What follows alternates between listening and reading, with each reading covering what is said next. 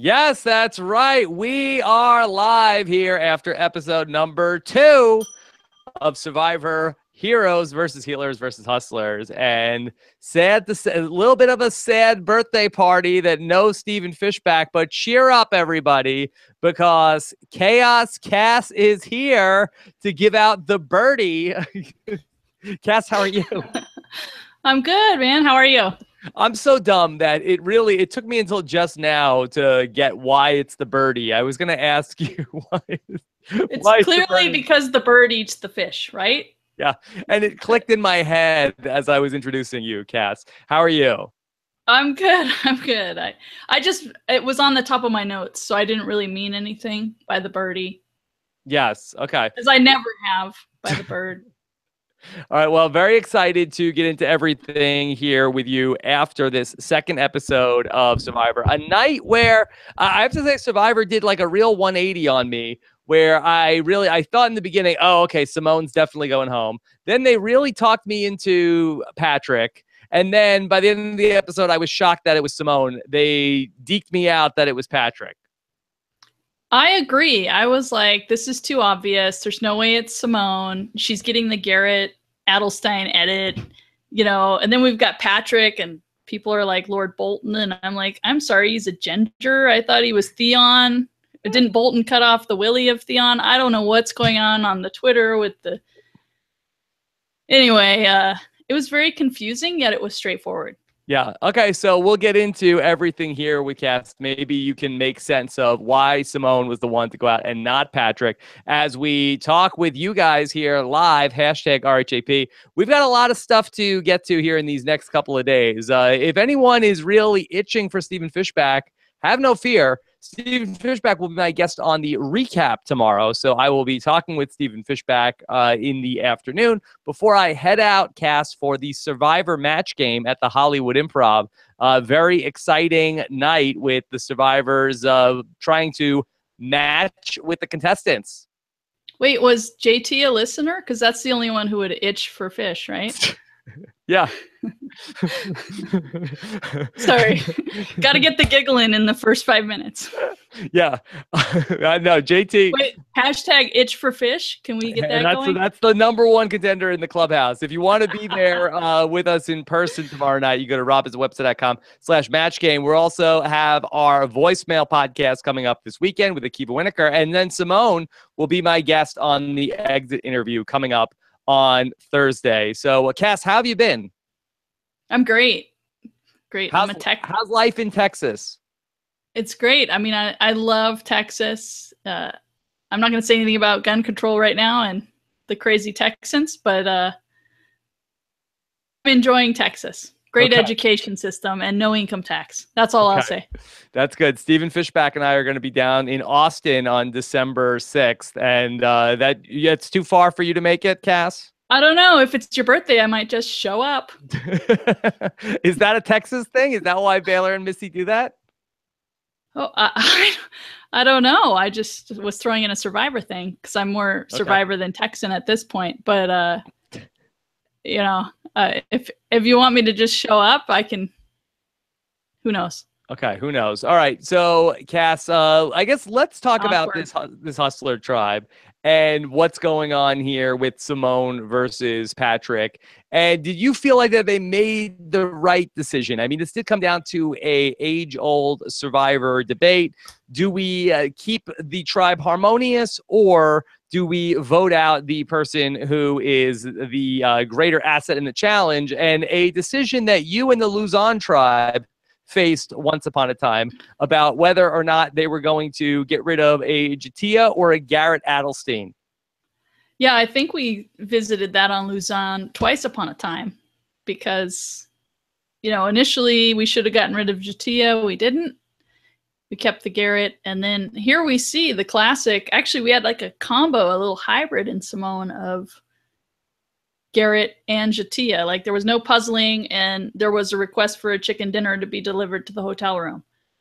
So like, I mean, when you're proud, yeah, there needs to be vegetables and aqua dumping. If that's the highlight of your Survivor experience, I understand it. It's very pleasant, but it's not a life accomplishment. It's you know. So I felt like it was like a combo of J'Tia and Garrett minus destroying property. Yeah. Did you feel like that Patrick was doing enough to disrupt the tribe, that he should have been the person, that it overwhelmed the actual physical attributes that he had to help them potentially win challenges? It's so early in the game that you don't want to get rid of someone who's just annoying, especially if they have an asset like being able to do well in a challenge. I mean, Simone wasn't contributing anything, it didn't seem like. Yeah, I'm trying to think back to the puzzle from last week and whether or not she was on it. The thing is that she didn't seem like she was a negative in the group. We got a little bit in the beginning that, okay, she's not fitting in. And then there was a little bit that she was the scapegoat on the puzzle. But was she responsible for ultimately blowing it? I didn't really realize who was responsible. And I'm wondering if now Survivor's switching to not showing the negatives because they've had a lot of bad, reactions from showing too much negativity. So maybe I didn't see that she blew the puzzle entirely. Yeah, I like that puzzle on the geographic locations. Would you have been able to put that together, Kass, as a puzzle master? Definitively, yes. Yeah. Would it have helped you? Would you have been able to take any of the geographic notes? Like, was it accurate? If you really could tell where Vanuatu was, where the Nicaragua was, would that have helped you in this challenge? I think it was just a size. I mean, we could ask Dr. Mike if size mattered, but maybe Wait, there was a correlation to the size of the arrow and the distance to where things were far apart? Yeah, did you not realize that? No, I didn't pick up on that. So there were little like guides. There were 3 positions you could have the pieces in, and they had different distances from the pole. Right, but it didn't have to do with how far away Nicaragua or Borneo was, right? Yeah, but I'm like, when I do a puzzle, I look at the piece, not at like the writing on it. Mm-hmm. Yeah. So okay. So maybe we could find that out for whether or not that was actually a factor, the correlation between the distance between how far away things were from Fiji. But yeah, I thought that Simone really was going to pull it out. And I really thought that we were going to be coming on to a Twitter that was going to be going nuts with Yes, Queen Simone. She did it. But maybe now, do we have Yes, Queen Patrick? Or is it like, what's going on? Patrick got such a dodo edit in this episode. I really felt like that the show went out of their way to make him look as stupid as possible at every single turn. I would say that he got maybe, an incredibly bad edit. I mean, he wasn't doing anything that seems super negative, but it's almost like the show picked out every moment to make him look stupid and put it in there. Well, I'm willing to bet he's going to be made to look even more stupid. Yeah. Well, what do you think? Do you think that Patrick got a bad edit, or do you feel like that this was the tip of the iceberg and he's actually a total disaster? I didn't think his edit was negative. I just thought it was goofball. Mm-hmm. Like here he is just spitting out bamboo. And I mean, maybe he's the guy who can't figure out an avocado, can't cut firewood type thing, like much like Mr. Fishbach. Yeah. Well, Kass, maybe you could explain to me, what is the difference between Patrick Goofball and Ryan Goofball, which seems to be very well received? Like, Ryan tells this like meandering story about a birthday party at tribal council, and everybody's like, classic Ryan. But Patrick does something stupid, and everybody's like, oh my God, this guy, this Patrick, he's killing us. Yeah, I think, what's interesting? Mr. Kass likes Ryan. Yes. A lot, which I was surprised because now that we live in Middle Earth, he should be rooting for someone else, right? But you can't like Ryan in Texas? Well, I don't know. I was shocked because I don't know. I personally, I like Ryan, but I feel like he's trying very hard to be part of the Survivor lexicon. Mm-hmm, trying too hard. Yeah, you don't like that. And I think we have like old school, we have new school, and now we have super fan school, right? Like these people who have grown up watching it, analyzing it, like they have little play-by-play whiteboards like they're the coach of a team when they watch. And I think we need to look at Survivor as in a third era at this point. The postmodern era. Yeah, that's kind of, you got the old school Savage people, you got the new school Cochran people, and now you've got the Spencer Bledsoe, Ryan type people. Yeah. Do you think that that's a recipe for success, Kass, to have that sort of post-meta education about Survivor, or do you feel like that there will be a backlash against that? I think as we saw on Big Brother, in reality TV, there's going to be a backlash against the super fan, extra knowledgeable, let's just throw a monkey wrench at him type person. Kass, so that's my opinion. I was very impressed tonight with Alli. I thought that she really came into her own in this episode. Did you think that she emerged as a power broker in this season? Yeah, I really like Alli. There's a few people I really like at this point. And today, this was I liked her pregame when I saw her stuff and read about her. I was like, oh, I like this girl. So I really liked her today. I mean, I think she's playing smart. Definitely like her a lot. Who do you think had the final say here in this decision of Simone versus Patrick based on what we saw? I'm guessing, let's see, who's on there? I'm guessing Lauren had the final say. I think they're throwing some power her way and just saying, you know what, let's just keep the tribe. I think they're deferring to her, and I really like Lauren today. I saw her story break out a little, but I feel like maybe didn't want to make a decision. They've all got all these connections, so they said, let's just throw it on her. And just the wisdom of the crowd of win the next challenge, because we're not getting a merge next week. So no, not yet. You know, so let's get rid of the person who, you know, is proud to aqua dump, can't do a puzzle, you know, and wants the proverbial aqua dump, Kass. I mean, negative. I think when they show it, it's a negative. I think everyone brags when they do it the first time, but I've never seen it shown. I've seen the aerial photos of Steven out in the water, you know, but too bad he wasn't here tonight. This is one of his areas of expertise that he could have given us some knowledge about. Kass, that to me, I don't know if Lauren was the person who made the call, because I felt like that Lauren was the person that was the most vocal against Patrick. Lauren got a good hate into Patrick. Yeah, but we know we don't always see. Who do you think made it? Who I do you don't know. think made the decision? To me, I kind of feel like that maybe the person that we're overlooking here is Devin, and that he seemed like we saw him right after the challenge say, okay, well, now we got to vote out Simone. And I wonder if maybe there is a Devin-Patrick bromance that's sort of been underreported. We're seeing the Devin and Ryan side of it. And I think that Ryan was open to working with Alli about that. But I feel like that there might have been a conversation where Ryan went back to Devin and was like, okay, here's our new plan. And then Devin was like, no way, bro. Well, we got to vote out Simone. Patrick's a cool dude. We got to keep him. We need to win challenges. And then Ryan was like, okay. And then said, Alli, look, we can't, like, I got to stick with the guys here on this. And instead of going to a 3-3 tie, maybe that was the reason. That was the ultimate tiebreaker. Or is it possible that Simone was just so out of her element that everybody was like, yeah, we can't. We just can't. Yeah. You know, and it was one of those things where everybody knew what was going on, and we're just shown a few awkward moments with Patrick.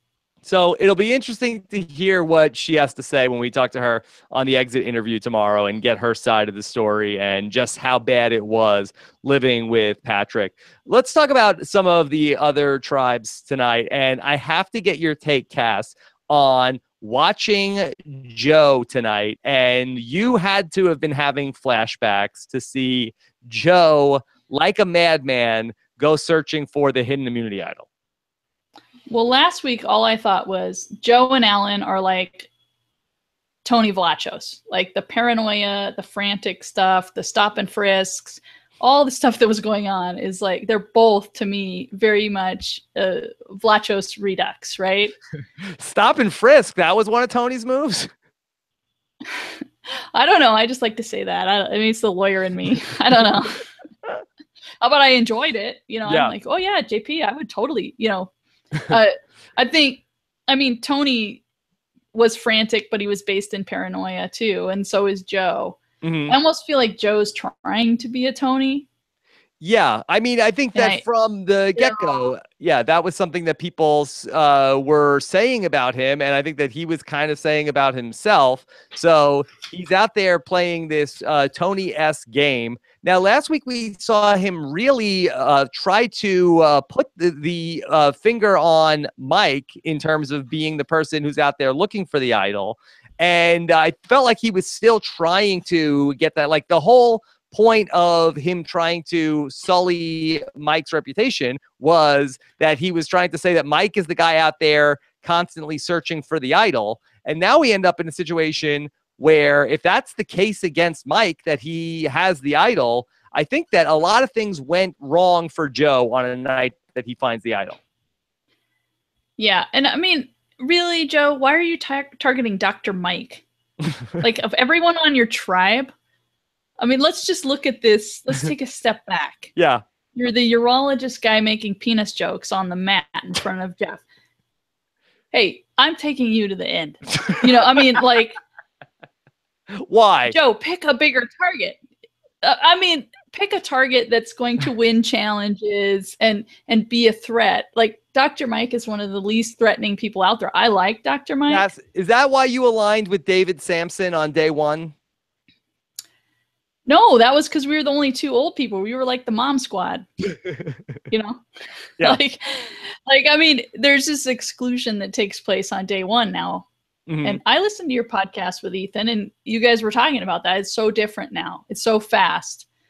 So, you know, yeah, Joe, I think they're trying to get all they can out of him. I don't see him winning this game. Plus, look at his tattoo decisions.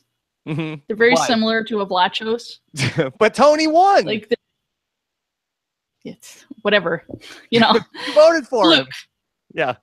I voted for him because, you know, Weasel Woo. But hey, I think I don't see, that was just a random crazy. It was like Fabio.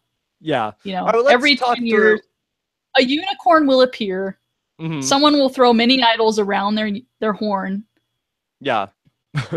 Well, let me talk about Joe and the idol, because Joe goes out and he finds this clue to the hidden immunity idol. And there's this icon here. And then there is sort of like a legend that tells you about the ocean and then 5 feet.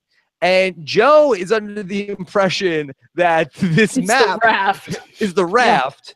Yeah. And then in the ocean, and then 5 feet out from the raft in the ocean is wherever it is in the ocean. Right. Yeah. It's a moving target, Rob. And since Cole was out there in the ocean, he must have the hidden immunity idol. That's why he's a probation officer. Why? What does that mean, Kass? He likes moving targets. Moving targets. And I'm sitting there at home saying, no, that's the well. That's not the well. Exactly what I was screaming at the TV. Yeah, it seemed obvious to us who have never been to the well, but saw one shot of the well on TV. And considering that all Survivor maps, the only landmark ever is either your tribe flag or the well. Those are the only 2 maps that they have on these things. So that obviously it's from the well. So then he brings in Cole to go look for it. And then, okay, I gotta say bad job on Cole here, because what the hell is Cole doing telling Joe, oh, that's the well? I mean, Cole knew immediately it was the well. Why tell Joe so Joe can go get the idol? Cole could have just kept that information to himself, gone and gotten the idol, and then had Joe on a wild goose chase the rest of the season. Yeah, but Cole's in love with an old. But not with Joe. Yeah, but he's all smitten by the love bug, you know. Yeah, I hear Jess is super cute. Yeah, apparently. I didn't know who she was. At this point, because I didn't know who she was. I thought she was like Rourke or Chris. I don't know who's on what tribe right now. Yeah. Okay. Yes. So Jess and Cole is a thing, and they are smitten, Kass. Well, I mean, the allure of the older woman is strong, Rob. You know what I'm saying? Yes. Is that what's going on here? I don't know. I'm just messing with you. Wait, how old is Cole? I don't know, because he thought like 30 was old. Yeah. I mean, I thought he was like 25 or 26. Is that's that big of an age difference? I mean, is he 22? I'm just going to warn you, you're dating yourself right now, Rob, by saying this. I am? Yeah, I mean, the older we get, the less we think 5 or 6 years is an age difference. I guess not. The chat room's going to know how old Cole is. He's 24. Okay, I guess so. And she's 30. So 6 years. That's how much older Mr. Kass is than me, and I don't kind of ledge. Right. Okay, so that wasn't a stumbling block for you too. No, it was the pregnancy that was the stumbling block.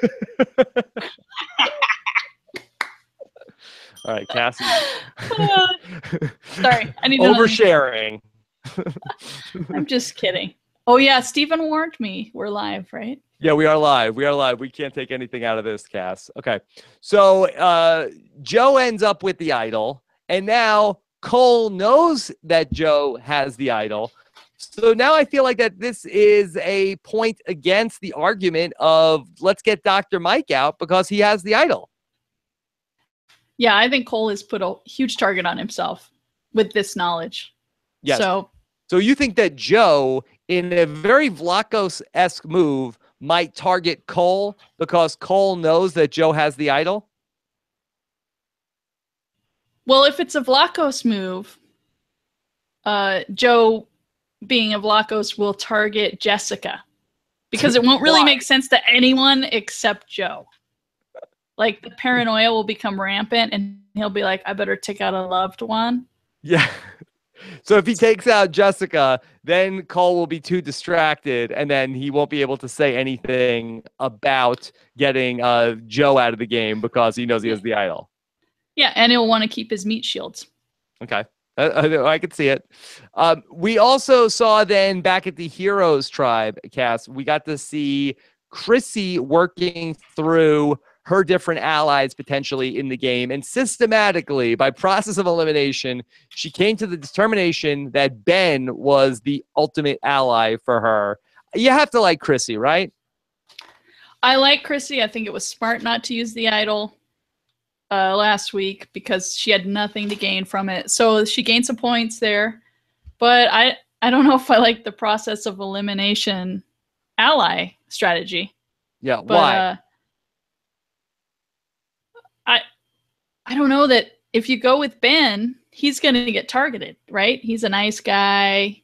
He's not causing any trouble and everybody likes him. I don't know. I mean, I like her.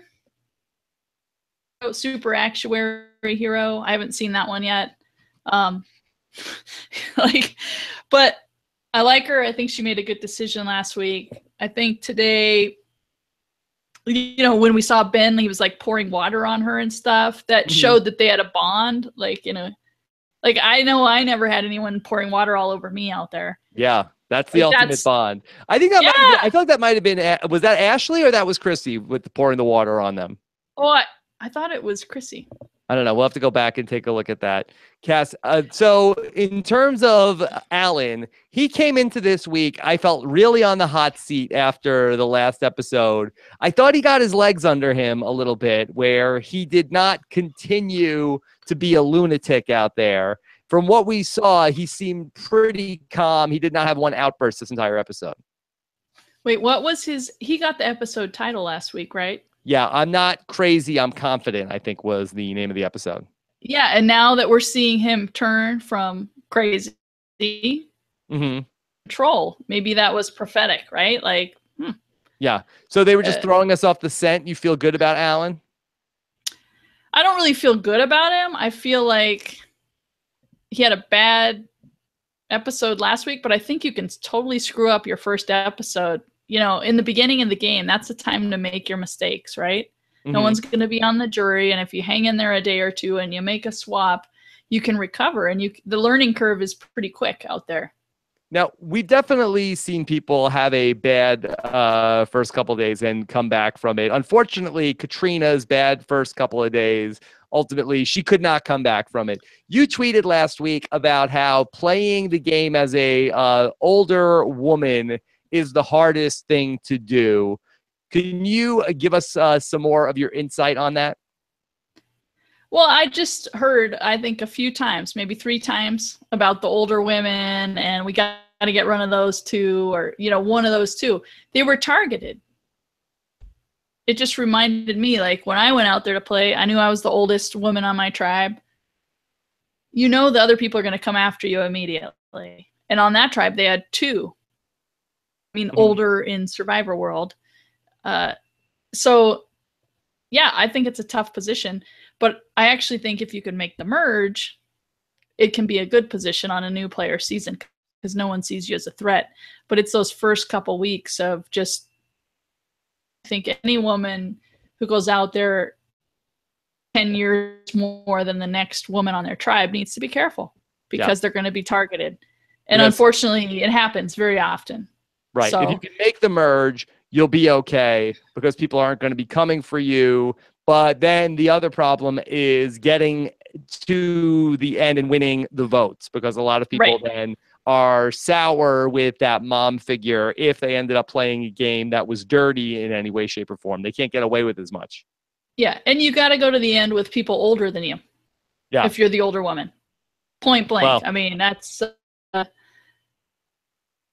ready to win is Denise, and she went with Skupkin, who I think is doing well in prison. I don't know if anyone's sent him a letter lately.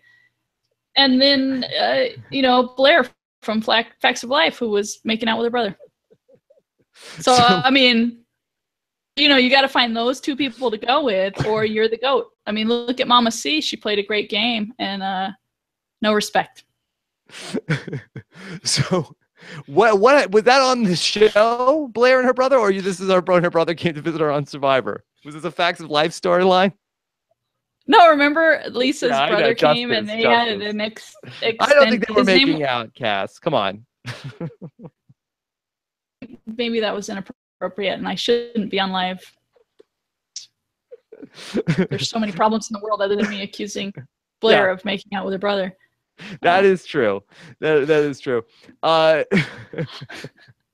Kass, let's talk about some of these different pairings that we've seen in the game. I feel like that we have like a few specific pairs that we've seen. I want you to rank these pairs. We have Devin and Ryan. We have now Cole and Jessica. We have JP and Ashley. And then we have Ben and Chrissy. Who's your power couple? Okay. To take in. Okay, so I'm gonna say JP and Ashley. JP is gonna fall by the wayside at some point. I liked Ashley the first episode, liked her pregame, so she didn't have a lot today, so I don't know, but I really liked her. Chrissy and Ben, my only problem there is they said they were in the driver's seat tonight. Never a good thing to say in episode 2. Yeah, you don't think that it could be a premonition? Yeah, I think it's bad. I like Devin and Ryan. I really like Devin. I don't know why. Why? Why do that? Well, try to explain it. I feel like he gets it, and he realizes no one else gets it, that he gets it. What does he get? Just to be chill, you know, at the beginning, and not be overplaying from what we're seeing. To be overplaying or anything. Yeah. He's just like, oh my God, these people are all nuts and I'm just going to chill and pretend I'm listening and just go with the flow as long as my name's not out there. You know, he said to Ryan, he's like, that just with you, that's the only time I'm smiling. I'm not showing my cards to anybody else. And every single other time he was on the screen, his mouth was like 4 feet open, like, Yeah, I can see him. What was the poker face? He doesn't need a poker face. Yeah. Because no one expects him to come. It's kind of like Tony Vlachos. We were like, no one's ever going to take that guy seriously. Yeah. Kass, Lisa in the chat room says that Kass is a sucker for beach yogis. Is that a true statement? I don't like the long-haireds. Okay. All right. So what is it about Devin? What about Devin? Is that long hair? I like how he's playing. It is kind of long for me. You know, I think it touches his collar. It's inappropriate. She's just going based on my Joe Anglim Island, and that was just pure coconut. It was just coconut taking over my mind then. Okay. Kass, give me your 10,000-foot overview of this season. So far, are you feeling Survivor heroes versus healers versus hustlers, or do you feel like it's been a slow start to the season? Probably going to get an exam by Dr. Mike at some point, like the proctology type thing that men go through. Yes. And I think we're going to have a rough patch, but I love new player seasons. Mm-hmm. And I like it. I mean, I love the raw play. I love, as far as I know, it's an unspoiled season. Mm-hmm. I watch people fumble through this game as it's intended and not have this pre-gaming stuff. So thus far, I'm enjoying it. I'm hoping we get a female winner. Right now, I'm pulling for, well, there's only been a few women really shown, but I like Alli. I like Ashley. And I'm liking Lauren after today. Yeah. I just feel like that quote where they said they were in the driver's seat is just too soon to hear that. Yeah, I actually really like Ben and Chrissy. I feel like that both of them have a winner upside. But I'd like to just explore Lauren for a little bit because I haven't been able to get a good read on her because I felt like coming into this season, I thought she had the potential to be sort of like a kooky character, a la like a lunch lady Denise / custodian Denise. But then I thought that we saw a little bit of her not getting along and sort of like being alone by herself. But then once we got sort of like her backstory about how she's out on the boat by herself, I thought that she was being made out to be a very sympathetic figure in the show. And I think that she was probably on the right side of the edit in terms of she was talking about how Patrick is an idiot and then he was doing dumb things. So I got the sense that maybe she's around for a bit. Call people idiots when I'm playing Survivor, so I sympathize. I think she'll come in 5th or 6th. Okay, so that's my guess right now. Yeah. I'm guessing 5th or 6th. I don't see her winning because of the loner quotes, because we know you gotta have friends when you play. I mean, I've never had any when I played, but they're in theory. And you didn't win. Yeah, I haven't been given the chance, really. Yeah.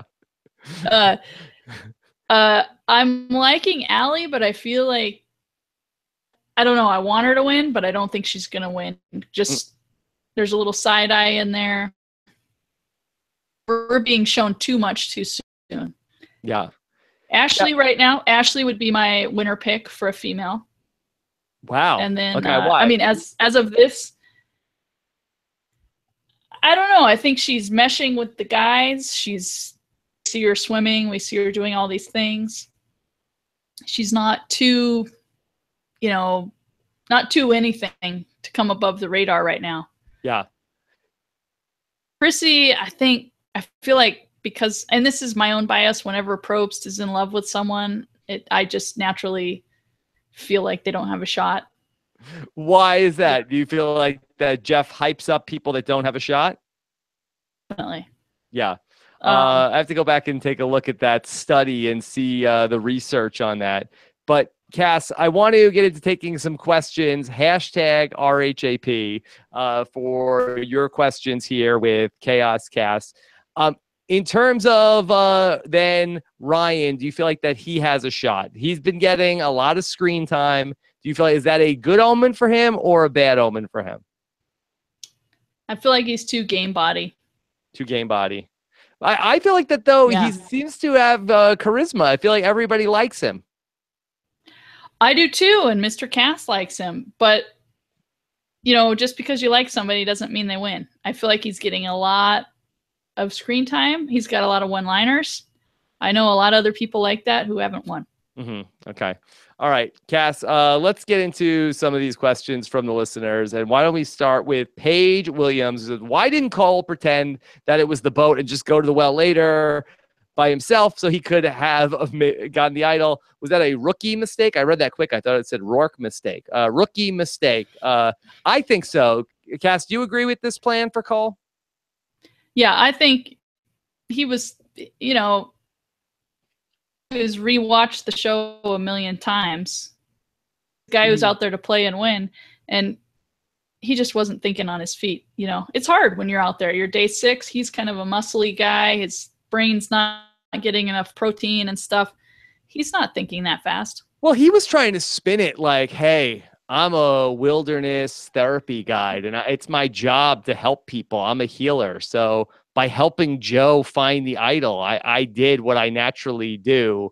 It's like, what are you talking about, Cole? This was not a good, don't rationalize this. Well, I mean, he's a handsome guy, and they want us to have, you know, we got to have our little eye candy out there, right? I guess so. They're going to make him look like a sweetheart, nice guy. Okay. So a very nice guy helping. Wasn't thinking on his feet, you know, helping and Joe find the idol. I think Joe comes at people, and I know from dealing with Tony, in animal language, or you capitulate, right? Right. So he was just like, I can't make this guy speak dolphin, so I better just tell him where the idol is. Okay. This is a question from Andrew, who says, would Patrick rather lose a fight to a giant crab and never get bit again, or maintain his current relationship with crabs? Good callback for Big Brother. So, Kass, here's my question. Patrick is afraid of crabs, correct? He has a fear of crabs? We all have a fear of crabs. Yeah. Okay. I get it. They can pinch you. Why did he have a crab in his pants last week? I'm afraid of clowns. Here's something that you won't find: a clown in my pants, Kass. I think this is an issue for Dr. Mike. I don't want to know what's in anybody's pants. Yeah. There's some sort of like immersion therapy for Patrick where it's like, okay, I'm going to overcome my fear of crabs by putting them in my pockets. Yeah, I mean, Patrick's verging on the territory of Max Dawson at this point, right? Let's not explore that, Kass. Himself. That's my guess. Yes. Okay. John Densford says, we've hardly seen Desi or Rourke so far. Do you think it means that they're in trouble if the healers go to tribal council? I think it just means that tribe has not gone to tribal council. I agree. It means that tribe hasn't had any drama, and these women are not causing drama. So they're not giving them anything, which is a great position to be in on day 6. Yeah, I don't think that's a negative or a positive sign. I think if anything, maybe it's not a super positive sign, but even like a person like Michelle was pretty under-edited in the pre-merge, and she goes on to win the season. So I don't think that necessarily we can read too much into it in 2 episodes. Danny from the Bay says, how does this tribal compare with Dominic's birthday party? Contestants would want the TS goodie bags with soap, right? Yeah, I would say that this was probably less fun than my son's birthday party, which we had this past weekend, Kass. That was not a sad birthday party. Oh, was there a cake? There was a cake. Yeah. So that's better than tribal council already, right? Right. I mean, I'm comparing all birthday parties to Rodney's at this point. Yes. There was less Buzz Lightyear iconography at this birthday party at tribal council tonight. Thing? Yeah. Okay. This is from Edmo. How do you feel about crabs, Kass? Never had them. Like to eat them. Okay. Sam Pan says, if Cole touches the idol first, is it his? Kass, that you've played Survivor far more recently than I have. Do you know about any of these rules about the possession of the idol? No, but I'm totally asking for a strip search from now on. An idol strip search. Yes. You were in favor of that last week. Well, I was not in favor ethically, but I appreciated it. It was like, you know, we didn't even have to offer him peanut butter. We just had to threaten him. Yes. Kass, if you could go back in time, would you accuse Joe Anglim of having the idol? I did many times. He did not agree to the stop and frisk. Okay. Jennifer says, how much did Patrick and Alli pregame relationship affect this vote? So, Kass, this is something that came up in the preseason. I'm not sure how much you paid attention to the preseason coverage that we had, but Patrick and Alli went to the same college. And so Alli seemed in the episode to be willing to cut Patrick Do you think that ultimately this relationship from before the game started saved Patrick? Are they the same age? Yeah, they were at the same college at the same time. Like Alli, Patrick has never mentioned it, but Alli says she knew him from college and he helped move some stuff into one of her friends' off-campus houses. Oh wow. That's kind of weird. Mm-hmm. This is the first I'm hearing of this, but it's Survivor, and if you randomly get cast, I don't think it's random, but if you get cast with someone you know and you hide that from casting, it's kind of like pre-gaming when you go to a returning player season. Are you going to throw away your game for somebody who's acting like an idiot? Well, I don't know necessarily if they even knew that they were in the same cast. It's not like that they were sort of like best friends and were like going through casting together secretly, that she got there and saw him. I don't know if they saw each other at like a hotel or at any part during casting.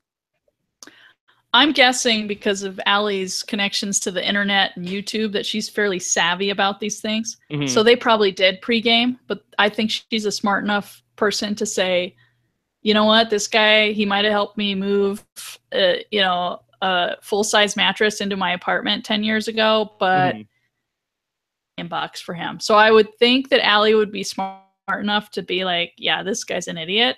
Yeah. I think that if they did, I suspect that they did not have any sort of pregame contact, because if they did, why would she mention it? Why would she bring that up? Like, why wouldn't she just keep it under her hat the entire time that her and Patrick know each other? In talking with Josh Wigler in the preseason, she's like, this is so weird. There's a guy here that I went to college with. I know this guy. And so she's not talking about it like, look, let me tell you what's going on here. I know this guy. And like, if it really was something that they had going on, I feel like that she would downplay it and not mention it. I don't know. That could go both ways. I mean, maybe she's super manipulative. Like, yeah. Like when I thought Simone, there was no way it was going to be her like tonight. Varner in Cambodia, who's like, I pre-gamed with everybody, and came out and tried to throw everyone out. So I mean, maybe she's that good. And if she's that good that she knew this guy and knew he was getting cast, my gosh, I hope she wins, because we're entering a new level here. New level. Okay.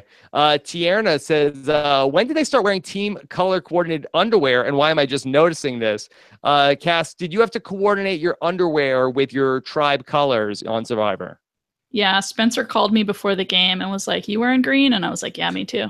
Yeah. This is before Cagayan. Yeah. Okay. Just wanted to make sure. No, I mean, it's always a thing, right? They tell you, why don't you submit some clothes? Like or you pick things out and they pick the things that match what tribe you're going to be on. Okay. As I recall,